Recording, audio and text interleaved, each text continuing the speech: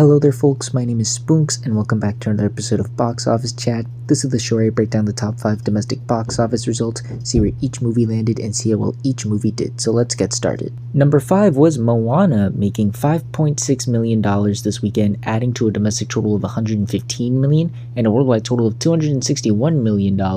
So it had a pretty okay weekend for itself, especially considering the thread. Let's just be honest, for all the holdovers, it was every man for themselves. You were either sticking around or you were falling, and this movie did manage to stick around. It only fell 47% this weekend, so it is showing some signs of stability, plus it did make its budget back worldwide, so that's good. At least it escapes the bomb flop territory.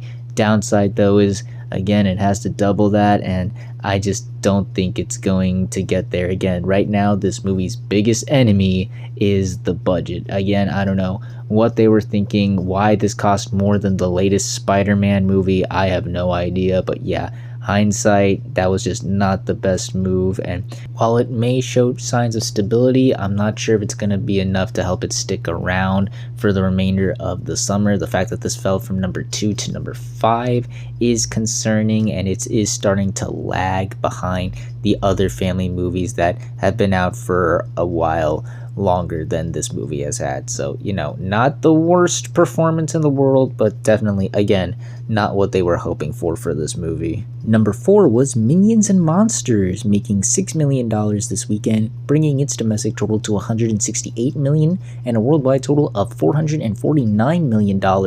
On the opposite side of the spectrum, you have Minions really pulling a comeback. It's having those elemental migration staying power, those strong legs. This really has been quite the rebound we've witnessed. It had a great hold of a 38% drop off from last weekend. It gained some ground over Moana and went up to number 4. Again, the legs on this have just been stellar. The movie has finally reached out to its audience, and the word of mouth has just really been driving this to heights many people didn't expect it to. It's leaped above the other Illumination sequels, Secret Life of Pets 2 and Sing 2, and it's approaching $500 million globally, which on an $85 million budget is absolutely incredible to see. Again, for a movie that looked like a franchise ender at the start, is proving to be a nice little addition to the franchise. It's not on par with the heights of the former films, but it still proves that people still love these Minions and will still go out to see them, especially for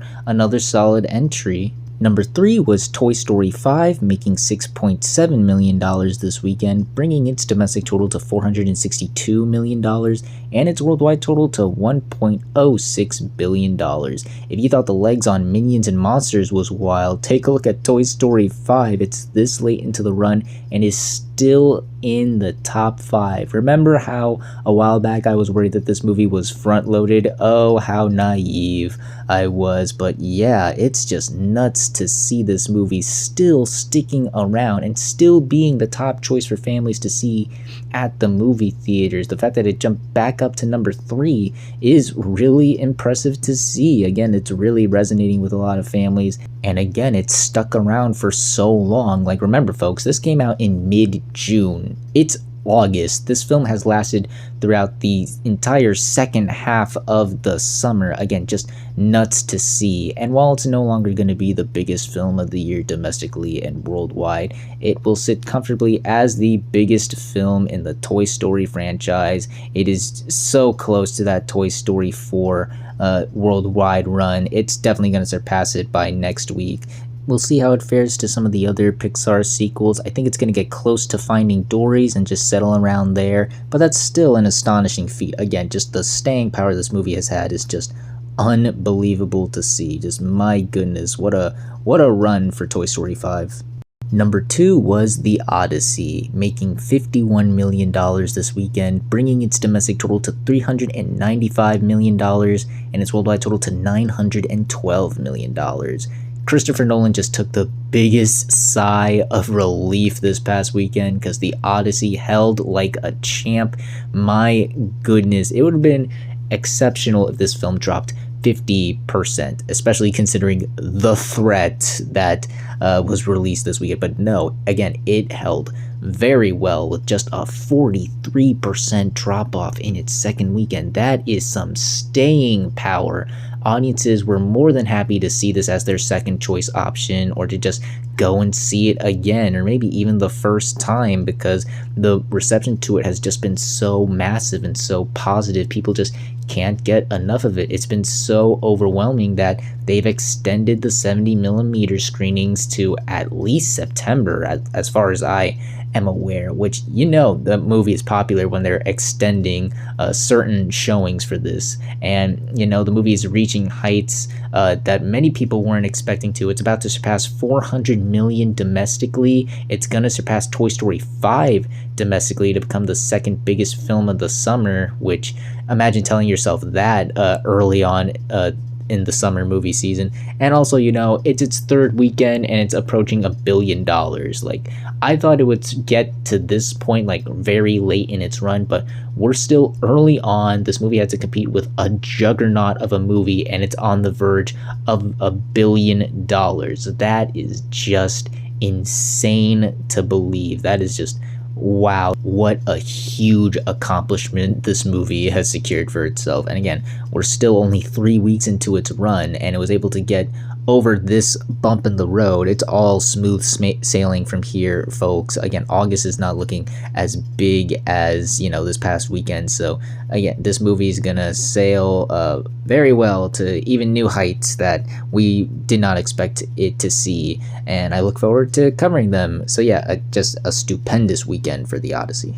And finally, let's end the video off with the #1 movie of the weekend, which was the 12th anniversary re-release of Boyhood.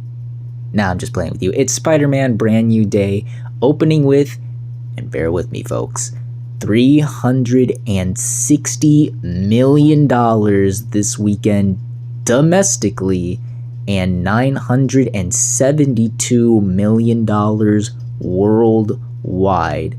Now, before we break this down, we are just gonna sit here and process this information, let it digest. Okay, time to break this down.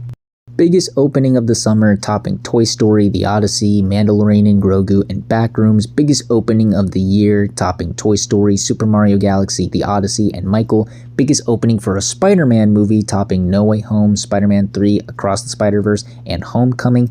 Biggest opening in the MCU, topping Avengers Endgame, yes seriously, No Way Home, Avengers Infinity War, and Deadpool and Wolverine. And the biggest opening of all time, topping again Avengers Endgame, No Way Home, Avengers Infinity War, and The Force Awakens. Oh my god, wow. That is the best summary of how massive this was. We all knew it was going to win the summer. We all knew this was going to be massive, but we all assumed that it was just not going to replicate No Way Home's success. Like, even with the circumstances, there was just no way. That movie just had so much more hype. It was such a big movie, a huge event, spectacle, you name it. There was just no way this movie was going to replicate that.